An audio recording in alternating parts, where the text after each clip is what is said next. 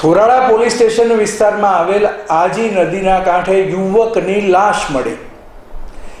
લાશ નીતિન નિખિલ ઉર્ફે નાથો સોલંકીની હોવાનું સામે આવ્યું હતું. જે યુવકની હત્યા તેના જ બે મિત્રોએ કરી હતી.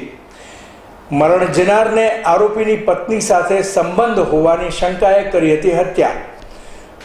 પોલીસે એક આરોપીને પકડી પાડ્યો છે, બીજો હાથવેતમાં. વધુ વિગત બીબી જાદવ એસીપી શ્રીએ આપી હતી. અહેવાલ દીપક રાઠોડ. ગઈ તારીખ 20/7/2024 રોજ થોરાળા પોલીસ સ્ટેશનના આજી ડેમ નદીના કાંઠે એક પુરુષ ઈસમની લાશ મળેલી.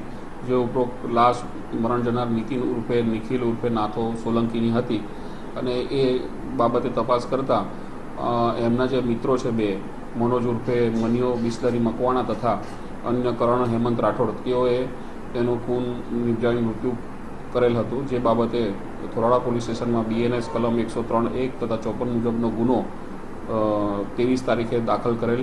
અને ઉપરોક્ત બનાવ એવો હતો કે આ કામના જે કરણ હેમંત રાઠોડનાઓને શંકા હતી કે મરણ જનાર નીતિન છે એની પત્ની સાથે, નીતિનને એવી શંકા હતી કે એની પત્ની સાથે કરણને સંબંધ છે એવો શંકા હતી. એના આધારે એમનો ઝઘડો થયેલો. ત્રણે મિત્રો હતા અને એ દરમિયાન ઝઘડામાં નીતિને એવું કીધું કે ભાઈ આવતીકાલે હું તને જોઈ લઈશ. એટલે આમને ડર લાગતો એમને બંને મનોજ અને કરણ બંને ભેગા થઈ એનો મૃત્યુ નિપજાવેલો પથ્થર મારીને માથામાં, અને મોત નિપજાવેલ. જે બાબતે અત્રેના પોલીસ સ્ટેશને ગુનો દાખલ કરેલ છે, થોરાળા પોલીસ સ્ટેશન.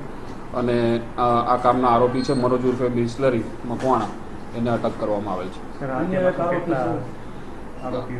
હા, બે આરોપી છે, બીજો આરોપી વોન્ટેડ છે અને એકને પકડી લીધેલ. આરોપીઓનો ગુનાહિત બાબતે ચકાસણી કરવામાં આવશે.